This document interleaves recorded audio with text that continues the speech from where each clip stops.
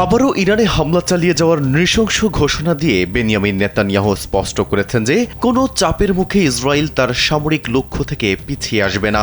সামাজিক যোগাযোগ মাধ্যম এক্সে দেওয়া এক পোস্টে তিনি সাফ জানিয়ে দিয়েছেন, ইরান এবং তাদের মদতপুষ্ট আঞ্চলিক গোষ্ঠীগুলোর বিরুদ্ধে ইসরায়েলি বাহিনীর এই যুদ্ধ অব্যাহত থাকবে।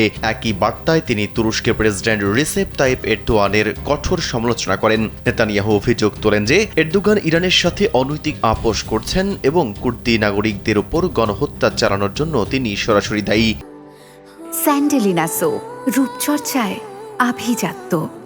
উল্লেখ্য যে এদিকে গাজায় যুদ্ধাপরাধের অভিযোগে ইতোমধ্যেই আন্তর্জাতিক অপরাধ আদালত থেকে নেতানিয়াহুর বিরুদ্ধে গ্রেপ্তারি পরোয়ানা জারি করা হয়েছে। বিশ্লেষকদের মতে ইরান ও যুক্তরাষ্ট্রের সামরিক যুদ্ধবিরতি ও কূটনৈতিক আলোচনার মধ্যেই নেতানিয়াহুর এমন অনড় ও মারমুখী অবস্থান মধ্যপ্রাচ্যের ভূ রাজনৈতিক উত্তেজনাকে পুনরায় উস্কে দিয়েছে। বিশ্লেষকদের মতে নেতানিয়াহুর এই ঘোষণা আন্তর্জাতিক শান্তি প্রচেষ্টাকে বড় ধরনের চ্যালেঞ্জের মুখে ফেলতে পারে।